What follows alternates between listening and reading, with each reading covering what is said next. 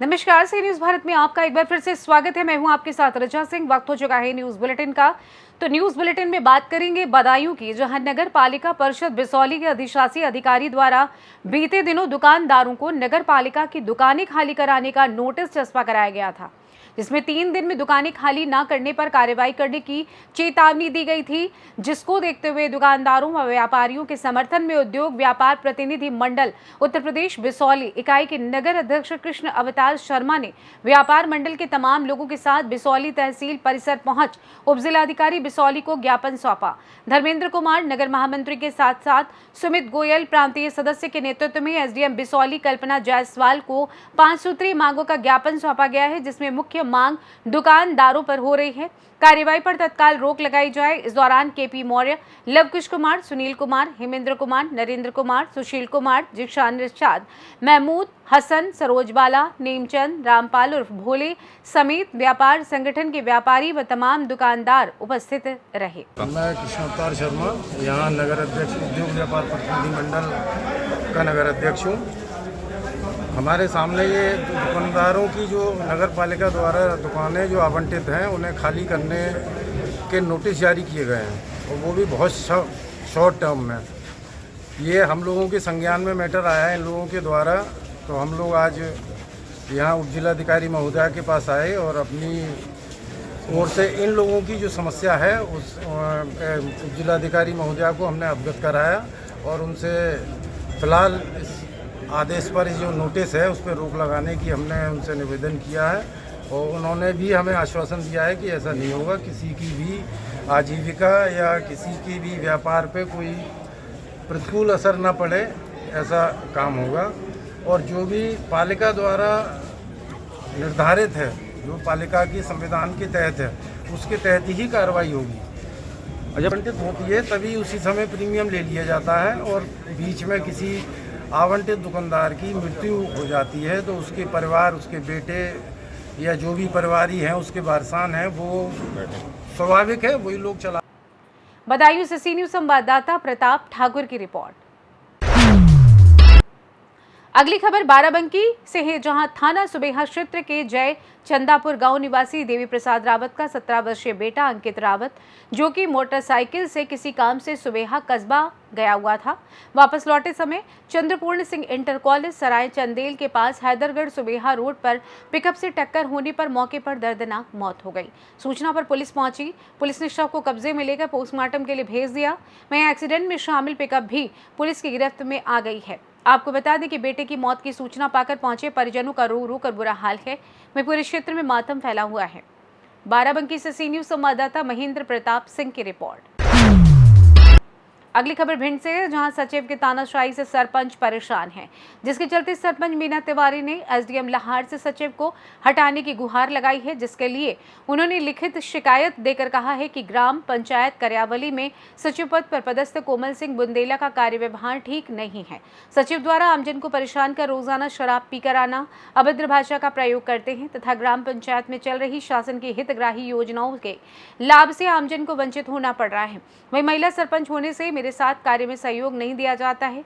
सचिव की भाषा अभद्र होने से कार्य करने में असमर्थता हो रही है, जिसके बाद सरपंच से लेकर आमजन की निगाहें एसडीएम की कार्यवाही पर स्थिर है। भिंड से सी न्यूज संवाददाता विनोद शर्मा की रिपोर्ट।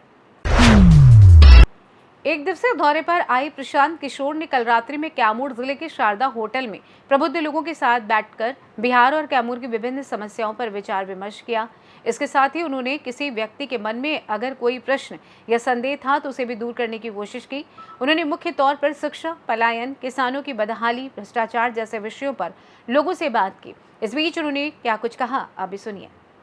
यहाँ जो लोग आए हैं कुछ पैसे वाले लोग हैं। आप लोगों को लगता है, कई लोगों को, कि बिहार में चाहे कुछ भी हो, हमारा हालत तो ठीक है, हमारा बेटा तो दिल्ली में बंगलोर पढ़िए रहा है। हम आपको अपना एग्जाम्पल देकर बता रहे हैं, आपका हालत गरीबों से भी ज्यादा खराब। गरीब आदमी के तो पास कुछ है नहीं है, उसका बेटा बाल बच्चा जाकर मजदूरी कर रहा है।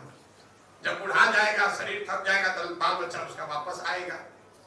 जो लोग आप लोग पैसे वाले हैं, रात दिन मेहनत करके 3-5 करके कोशिश करके परिश्रम पुरुषार्थ करके पैसा निकाल रहे हैं, घर बना रहे हैं, आपका बच्चा जब पढ़ लिख कर यहाँ से बाहर जाएगा, हमसे लिख कर ले लीजिए, कोई वापस आने वाला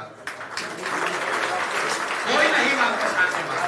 आप हमको देखिए, हमारे बाबूजी जीवन भर हड्डी तोड़ मेहनत करके बड़का बड़का घर में, हमारा बेटा यहाँ रहेगा, हमारा पुतो यहाँ रहेगी। आज हमारे घर में कोई दिया बत्ती जलाने वाला भी नहीं है, कुत्ता भी वहां नहीं रह रहा है। और हम तो फिर भी बिहार लौटे हैं, हमारा लड़का बिहार में और कभी आएगा नहीं। अगर आप सामर्थ्य है, आपको सामर्थ्य भगवान ने दिया है, बुद्धि धन जो भी कुछ है, तो आपकी ये जिम्मेवारी है, समाज के लिए कुछ कीजिए। कैमूर से सी न्यूज संवाददाता ओम प्रकाश तिवारी की रिपोर्ट। ललितपुर के जिला पंचायत में आयकर विभाग के बाहर जीएसटी अधिवक्ता ने प्रदर्शन किया। प्रदर्शन कर आयकर विभाग के अधिकारी को मुख्यमंत्री को संबोधित कर दिया ज्ञापन। टैक्स बार एसोसिएशन के जिला अध्यक्ष एडवोकेट अभय कुमार जैन प्रार्थना पत्र देकर बताया कि आयकर विभाग के विभागीय अधिकारियों द्वारा न्याय प्रक्रिया में हस्तक्षेप किया जाता है, जिससे अपीलों का न्याय मिलना मुश्किल है।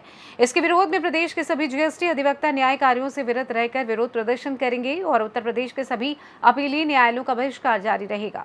विरोध प्रदर्शन में रामकिशोर रजक, सत्येंद्र जैन, मुकेश साहू, शैलेंद्र जैन, अखिलेश शर्मा, अजय आलिया, रूप नारायण विश्वकर्मा, लक्ष्मी नारायण विश्वकर्मा आदि अनेक एडवोकेट उपस्थित रहे। क्या नाम है और किस संगठन से हैं आप? मेरा नाम अभय जैन एडवोकेट है।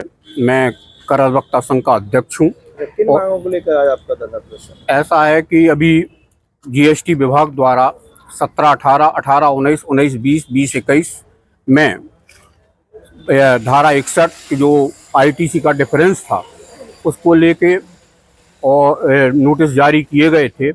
जिन व्यक्तियों ने धारा 61 में अपना टैक्स जमा कर दिया उस पर मैं ब्याज 18% ब्याज की पेनाल्टी सहित, और जिन्होंने नहीं जमा किया उन्हें 73 के नोटिस दिए गए थे। इसके बावजूद भी जब आवश्यकता से अधिक टैक्स और ब्याज बैठ रहा था तो कई लोगों ने टैक्स और ब्याज जमा न करके हम लोग अपील में गए हैं कि साहब ये हमारे साथ गलत अन्याय किया जाए, क्योंकि 73 में 20,000 रुपये की पेनाल्टी भी टैक्स ब्याज और प्लस पेनाल्टी का भी प्रावधान किया गया था, जो एक्ट में भी प्रावधान है। इसको लेके हम लोग सब अपील में गए, लेकिन माननीय कमिश्नर जीएसटी विभाग द्वारा हमारे जो एडिशनल कमिश्नर ग्रेड 2 हैं, जिनके विरोध में हम लोग पूरी न्यायिक प्रक्रिया को अपनाते हैं, जैसे हमारे डीसी साहब वगैरह हैं, तो एक पक्ष ही लोग होते हैं, उन्हीं को हम लोगों को अपीली अधिकारी बना दिया गया है, जिनसे हम लोगों को न्याय मिलने की कतई आवश्यकता नहीं है। क्या चाहते हैं आप?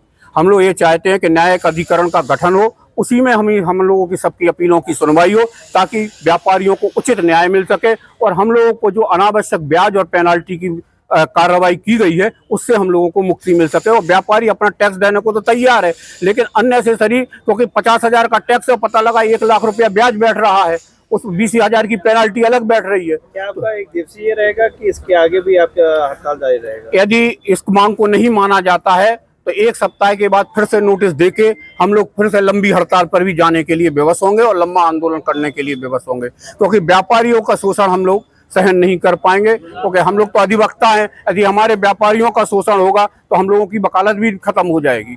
ललितपुर से सी न्यूज संवाददाता विकास सोनी की रिपोर्ट। फिलहाल के लिए न्यूज बुलेटिन में बस इतना ही। देश दुनिया की तमाम खबरों की जानकारी के लिए आप देखते रहिए सी न्यूज भारत। हर खबर आपके साथ, आपके हाथ।